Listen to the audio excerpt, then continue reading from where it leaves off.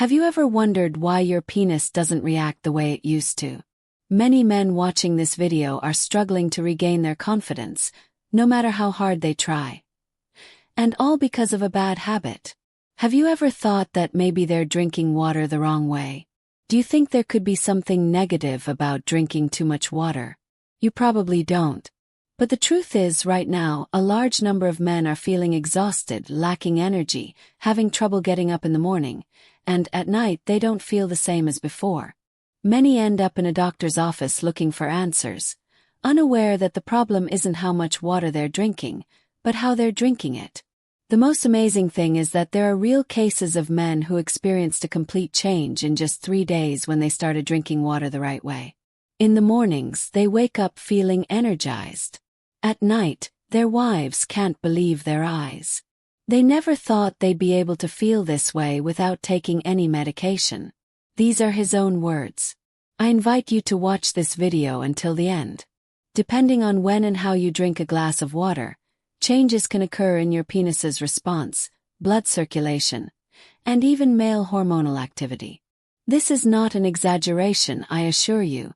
This is backed by science and medicine. Go get a glass of water right now and watch it carefully. After watching this video, you won't drink water the same way you did before. And your body may react that same night in ways that will surprise you. Before we begin, don't forget to like it, hit the bell, and if you find it useful, share it. That helps us a lot. Many people believe that water is good for their health, and nothing more. But the reality is much more complex. I'm Dr. Jae-Young Lee, and I've been studying male hormones and blood flow dynamics for over 3 decades.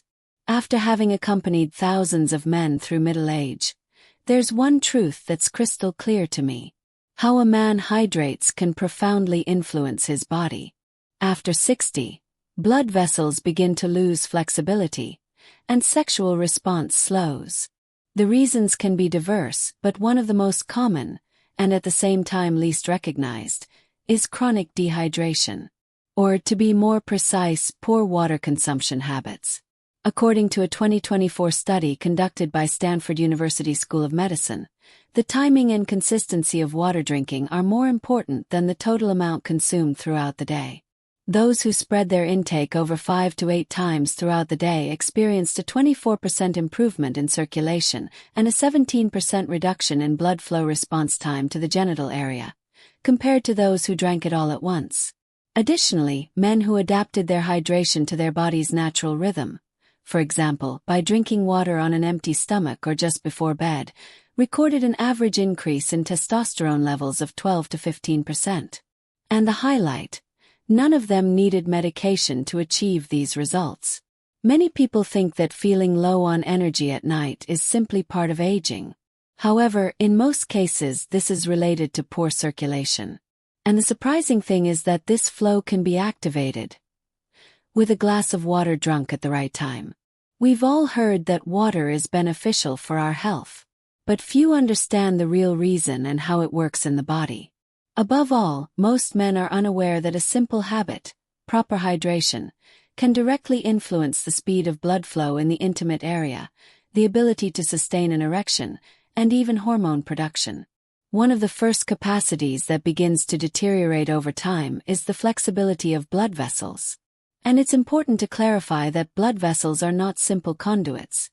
They are lined by the endothelium, a layer that acts as a sensor and regulator, controlling when they should dilate or contract. These endothelial cells are extremely sensitive to hydration. When the body receives enough water, it generates nitric oxide, a key compound that promotes vessel expansion and is essential for achieving a normal, healthy erection. In other words, staying well hydrated stimulates nitric oxide production, allowing for fluid circulation to the intimate area. And this isn't just a perception. It's a real and proven biological reaction. In fact, a 2024 study by the University of Göttingen, Germany, focused on the physiology of the circulatory system, revealed that men suffering from chronic dehydration had an average 28% reduction in nephrocyte function. In contrast, those who maintained constant hydration throughout the day experienced an increase of up to 1,700% in nitric oxide activity. And most notably, they didn't use any drugs. They simply drank about 250 milliliters of water at more than 6 different times a day, following a regular schedule. Another key aspect is that a lack of adequate hydration increases blood density, which impairs its circulation. When blood thickens, the heart has to work harder to pump it, and this prevents it from reaching more distant areas effectively, especially the capillaries located in the genital region.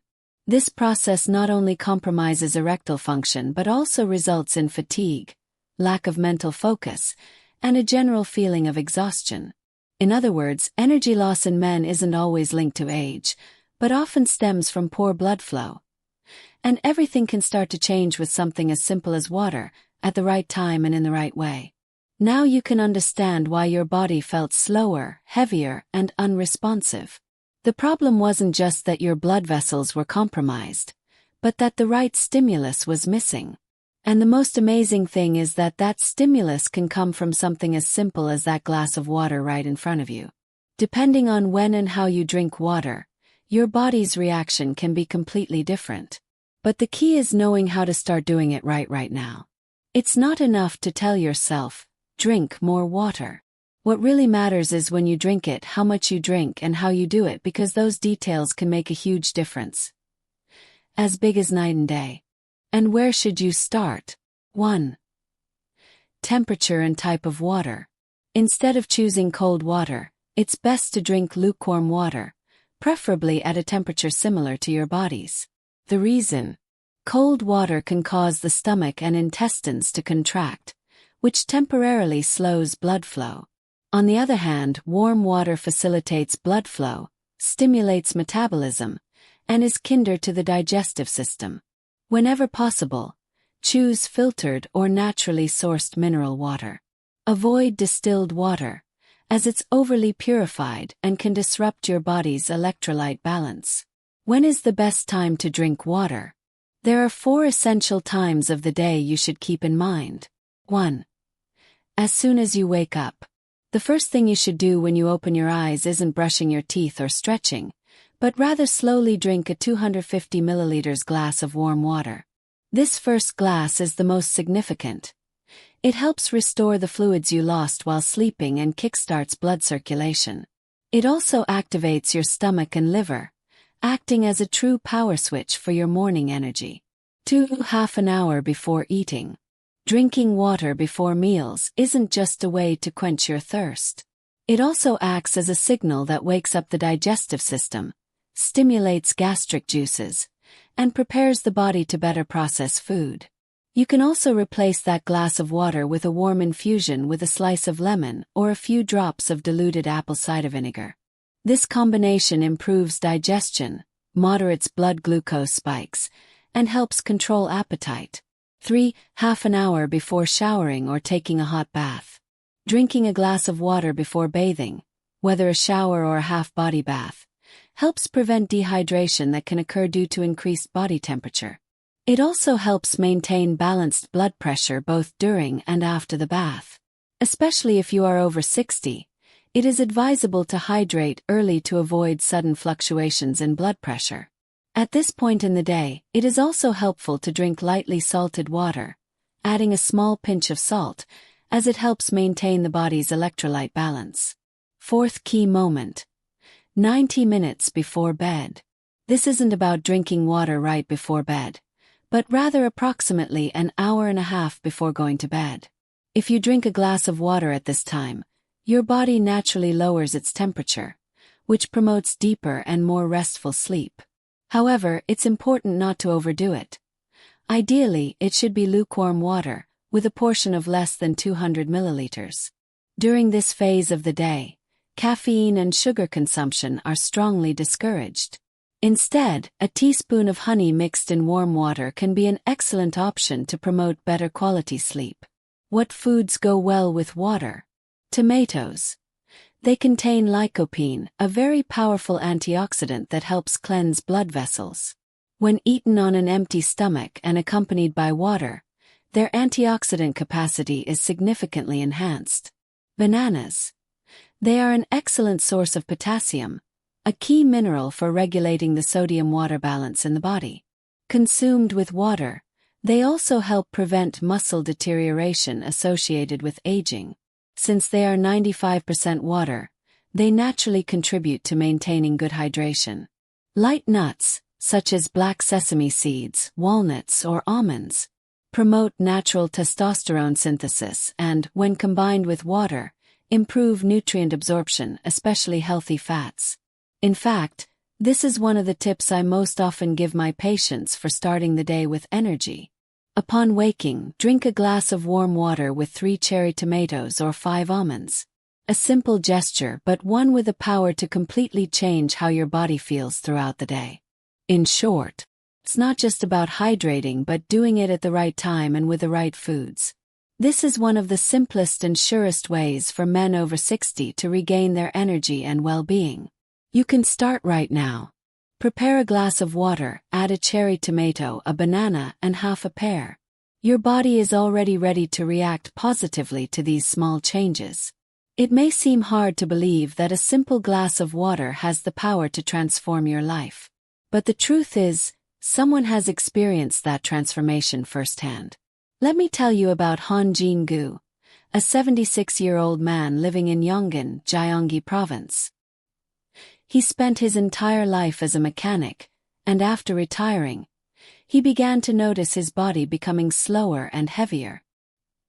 He found it increasingly difficult to get up in the morning, and fatigue and listlessness plagued him throughout the day.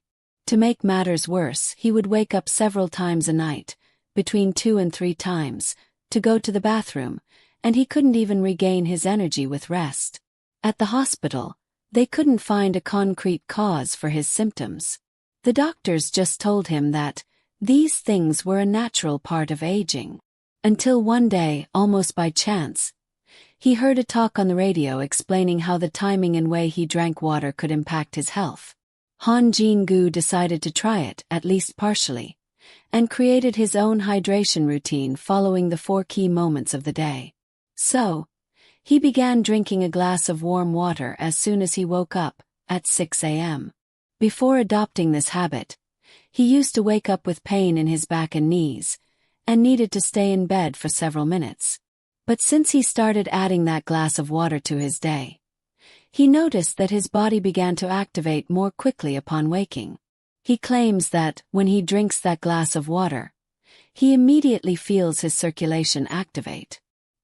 He even describes a very particular sensation, as if his heart starts beating faster, like a car that starts without warming up. This experience became familiar to him in just a few days. He used to suffer from digestive discomfort. After lunch, he felt heavy and bloated, and often ended up falling asleep on the couch in the afternoon. But now, he has the habit of drinking a glass of warm water with a thin slice of lemon about half an hour before eating, and the effect has been noticeable. He feels his digestive system activates earlier, allowing him to eat more comfortably and without drowsiness afterward. He even comments that he naturally eats less and that his body feels lighter and more agile. As his digestion improved, he also began to notice a positive transformation in his overall health. Han Jin-gu also makes it a habit to take a half-body bath every night. During those baths, he used to feel dizzy and, on more than one occasion, ended up lying down afterward because he lacked energy. But now, thanks to his hydration routine, those ailments are no longer part of his daily routine. And it's all thanks to a simple habit: drinking a cup of warm water with a pinch of salt 30 minutes before bathing. This practice helped him stabilize his blood pressure, and the signs of dehydration have almost completely disappeared. In particular, he says he can feel the blood circulating all the way to the ends of his feet. His well-being has improved noticeably, and bath time has become an opportunity to regain the energy lost during the day. Before, he would experience dizziness when he sweated, but now this time in the water completely renews him. He feels like his entire body has returned to its natural state. The most significant change: his nighttime rest. Every night, around 8:30 p.m., Han Jin-gu drinks approximately 200 milliliters of warm water with a small amount of ginger powder. That simple glass helps him deeply relax. Now, he rarely wakes up during the night, and his trips to the bathroom have decreased significantly. Before, it was common for him to wake up in the middle of the night, turn on the TV, and be unable to get back to sleep.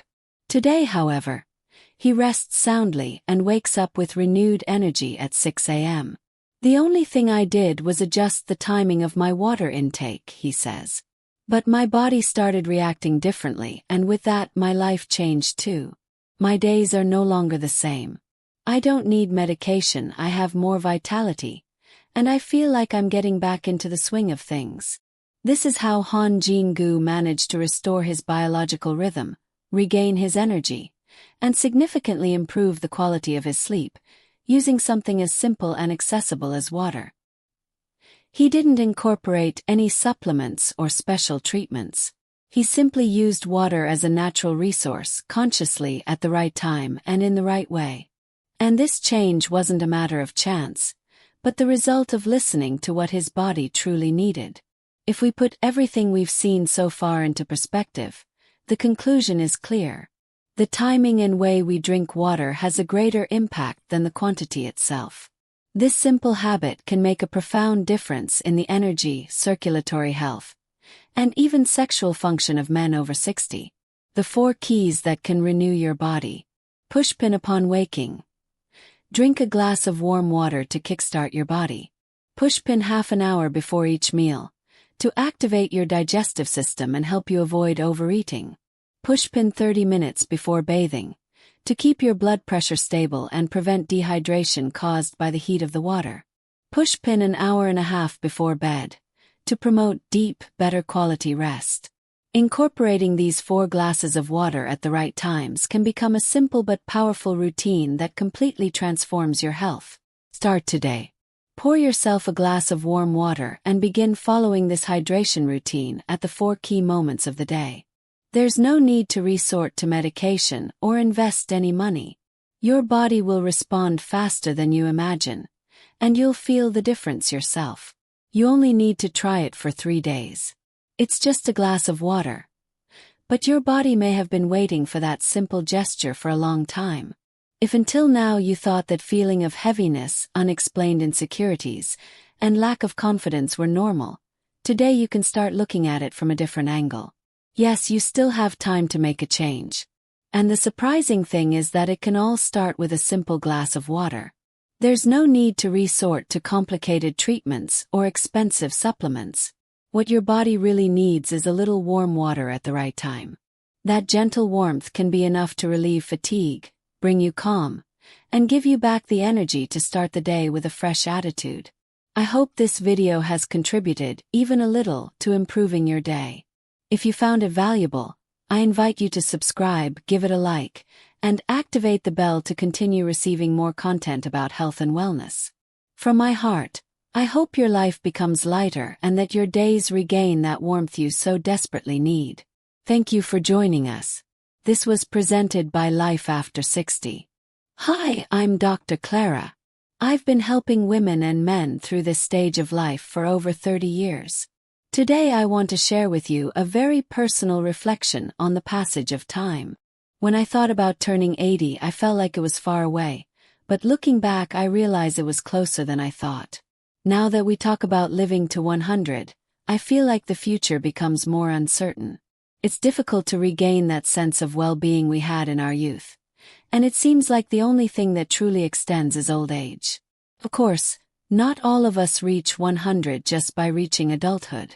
In reality, life expectancy in our country is between 80 and 85. However, what's worrying is how radically our quality of life transforms after 80. At that age, our body begins to weaken.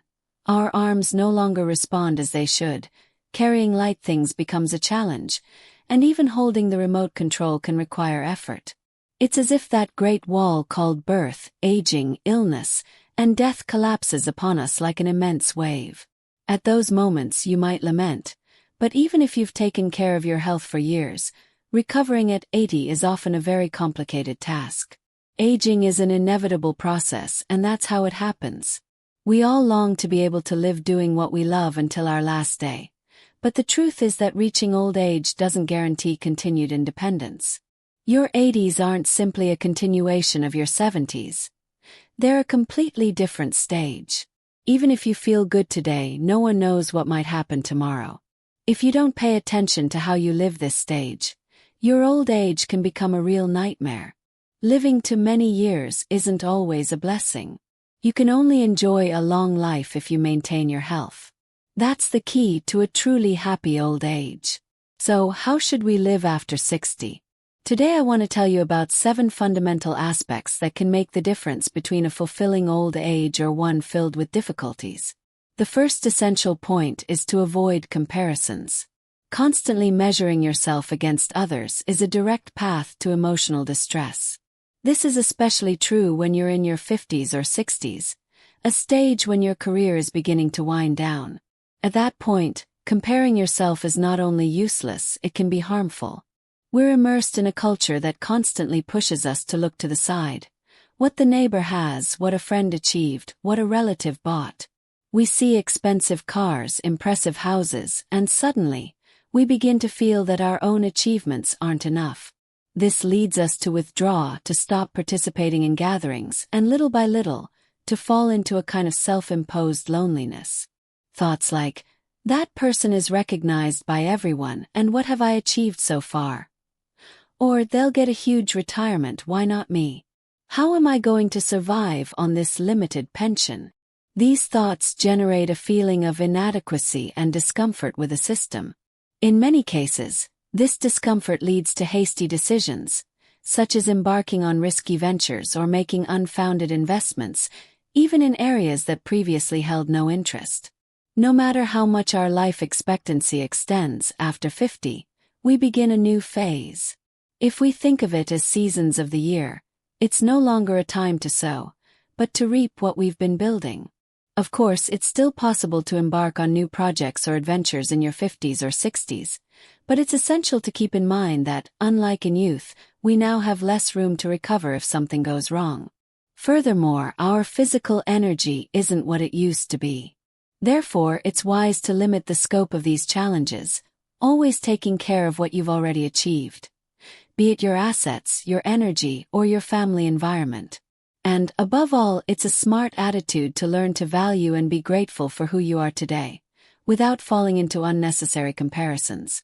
Even the largest companies in our country, which move hundreds of billions, can feel small when compared to international giants that manage figures in the trillions.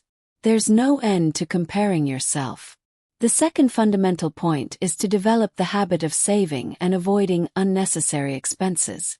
If you don't want to find yourself in financial trouble after retirement, it's best to start saving money as soon as possible. If you don't plan for your retirement while you're young, sooner or later you'll face financial difficulties in your old age. While you're working, you have a stable income. But once you retire, that income ends, and expenses not only continue but can actually increase. A clear example is expenses related to children's weddings or medical costs, which tend to rise with age. This increase in healthcare costs is a natural consequence of aging. If you no longer have a monthly income when you stop working, you'll have to rely on your savings or assets to maintain your quality of life. You may even have used your home as a backup to access a pension based on the value of your property. The difficult thing is that, as your resources dwindle, it's very common for some concern or reluctance to use that money to arise, especially if your desire is to leave your house as an inheritance to your children. However, if you choose to use your resources to enjoy your life to the fullest, even if that means having nothing left over at the end, you're likely to live more calmly and with more satisfaction for the rest of your life. Instead of focusing exclusively on leaving an inheritance, it would be good to think about how to use what you already have to navigate your old age with joy and well-being. You might be asking yourself, what if I spend everything I have and then live longer than expected? But this isn't wasteful spending. It's learning to manage your assets consciously. If you lead a simple lifestyle, avoid comparisons with others, and let go of greed, in most cases you'll be able to sustain yourself without great difficulty until the end. There's an old saying that the best way to prepare for old age is to keep moving throughout your life. Whenever possible, it's advisable to continue working even after retirement, without excessive demands. Even if your income isn't high, this type of activity provides enthusiasm, vitality, and helps avoid feelings of loneliness. Furthermore, having a task or a daily routine gives meaning to your life, even in your later years. The third fundamental aspect that distinguishes a fulfilling old age from one filled with suffering is learning to let go of excessive attachment to your children. There's an old saying that illustrates this reality well. If a wealthy parent refuses to help their child, they may be beaten. If they agree little by little, they will be manipulated. And if they give away everything they have, they will end up with nothing, dying of hunger. Although said jokingly, it contains a truth that is difficult to accept. Obsessing over leaving an inheritance can end up harming both parents and their children. It's essential to free yourself from the idea that you should give everything you have to your children. There are many cases in which, after giving away their possessions, parents end up being neglected or even forgotten by those they loved most. When you give away all your resources simply because you've grown older, you risk losing not only material things but also peace of mind and respect. Little by little, like someone slowly biting into a ripe persimmon, your possessions can disappear, and this final stage of life can turn bitter. To avoid reaching that point, the healthiest thing to do is to make it clear from the beginning that you don't plan to leave an inheritance, and thus also let go of any financial expectations your children may have. Many parents feel obligated to marry their children off, buy them a home, or continue to help them with everything, even after they've started their own families. But it's important to know that this doesn't always represent healthy love. Sometimes, this excessive protection ends up being an obstacle, a break that prevents children from growing, becoming stronger, and learning to support themselves. If they are kept under the wing for too long, and later, when the parent's health or financial situation is no longer as good, that child may feel that carrying their parents is a burden. And in that same process, you may feel betrayed. Many parents give everything out of love, but often they end up losing not only their assets and their health, but also the bond with their own children. Therefore, the most sensible thing to do is to clearly define, from the beginning, until what point support will be provided. For example, until the child completes university studies or gets married. Likewise, if conditions allow, it is advisable to convert the assets into a monthly pension. Having a steady income provides independence and peace of mind until the end of life. Even if your child is facing a difficult financial situation, it's preferable to keep that allowance and continue covering your own expenses, rather than giving them a large sum of money all at once, which could end up affecting both of you. The fourth fundamental element is developing the ability to be comfortable in solitude. There's nothing wrong with not having many friends in old age. In fact, in some cases, those lifelong friends can become an emotional burden.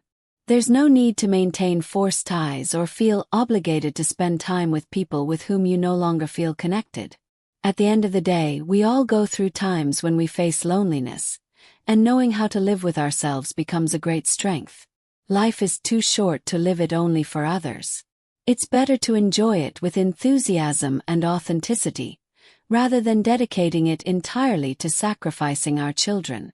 You have to learn to prioritize yourself so you don't reach old age burdened with regrets. As the years go by, it becomes essential to learn to enjoy your own company and find joy in moments of solitude. Do you know what happens when you can't feel comfortable being alone? You begin to become emotionally dependent on those around you and, without realizing it, you can end up making others uncomfortable or exhausting them. There's no need to be alarmed if, after 60, your social circle shrinks. This is usually a sign that only the people who truly matter to you are left, those who remain without you forcing them simply because they want to stay. Something life has taught me powerfully is that we shouldn't bond with just anyone just for fear of loneliness. There are those who can't tolerate loneliness and need constant contact with others. However, when those connections are superficial, the heart remains empty, and the feeling of loneliness intensifies, even when they are alone. They try to fill that emptiness by seeking someone else, believing that will relieve them. But if you take the time to stop and look within, amid the silence that solitude brings, those restless thoughts gradually calm down.